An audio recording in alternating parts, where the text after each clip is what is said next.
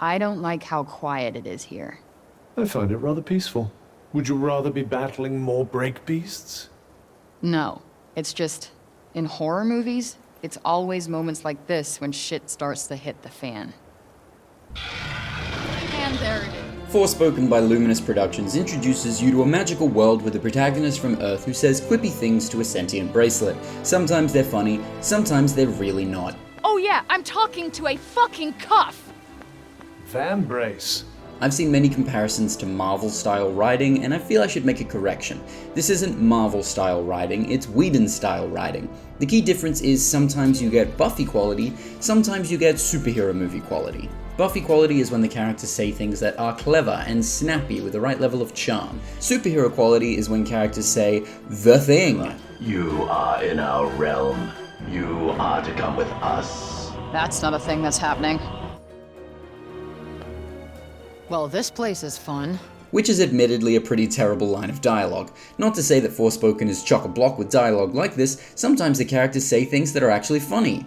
Destruction and corruption are beautiful forms of creation in themselves. I don't sound like that. But the worst thing about this game isn't the dialogue. It's the fact that you can't go 2 seconds without a new cutscene assaulting you. The first 3 hours of this game feel like an endless slog of exposition dumps, useless cutscenes, some of which aren't even cutscenes. The game just locks you in place for 20 seconds while your bracelet talks at you. Why did the developers feel the need to do this as nothing interesting happens on screen? We may never know. But let's get into what we do know. You play as Frey Holland, a teenage orphan from New York City looking to get out of the hustle bustle of big city living, also because a gang is actively trying to kill her.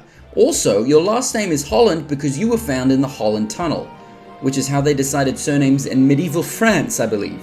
While contemplating life, you see magic sparkles in a random apartment, so naturally you break in, grab the first shiny thing you see, and then welcome to Athia, a magical realm being taken over by a corrupting, mysterious force of nature that... Well, I'm using the wrong footage. There we go. Athia then introduces you to its denizens, animals with strange and alien features that try and kill you. You arrive at the last city where the humans of this world are boarded up inside. They then deem you evil for reasons and try to execute you. I could go on, but I don't want to. This game forces you to sit still for far too long as different kinds of exposition and monotonous story beats are trotted out on screen. Let me lay out a quick 15 minutes of this game for you. After accepting a mission to search for some missing guy, you arrive at a tower, fade to black, and then a cutscene. You go upstairs, get told you're going too far upstairs, go back downstairs, find a book, get locked into a reading cutscene, fade to black, get forced into the menu to read really boring lore, fade to black, pick up another book for another cutscene, go upstairs, fade to black, another cutscene, fade to black, you go downstairs, another cut! It is a never-ending cycle of new information. You barely feel like you get the time to control your character. Even when exploring the world, it tells you, no, this is the wrong place, go back. There is very little trust in the player to go the right way, to stay in the right spot. There's even a button that tells you the location of every nearby treasure chest, just in case you were thinking about exploring on your own. Forspoken's most crucial problem is that while undeniably it has a lot of flair, it has almost no substance. Your character zips around the world, jumping up cliffs and over enemies, but there's very little depth here.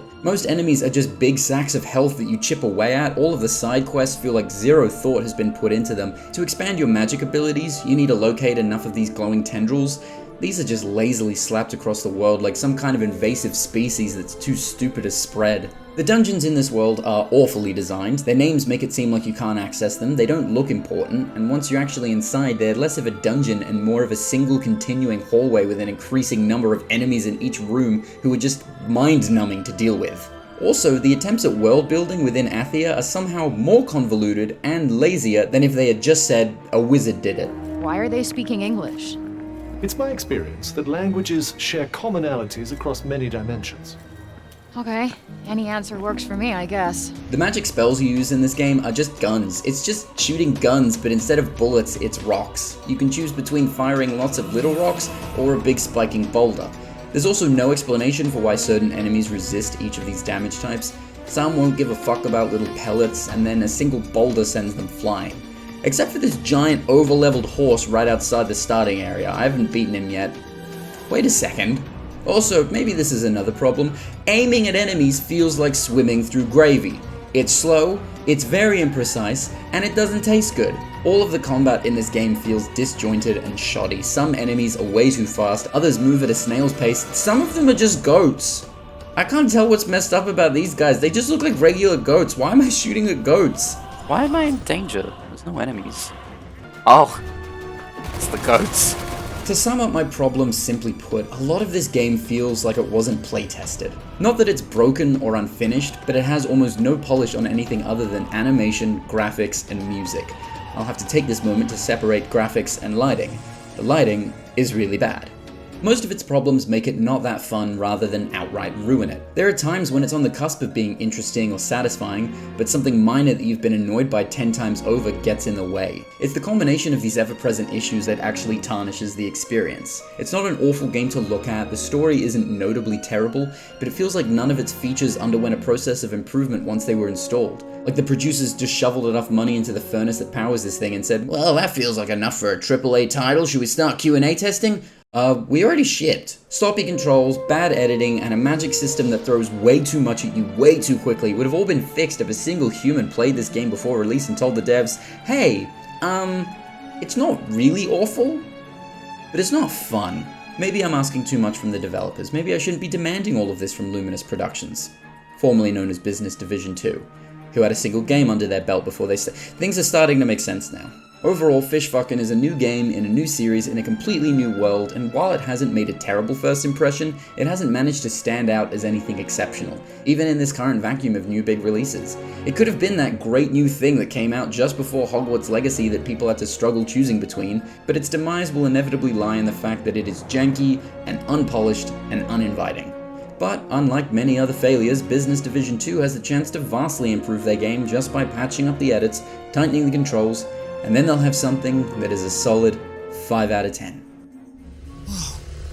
Is that a cat?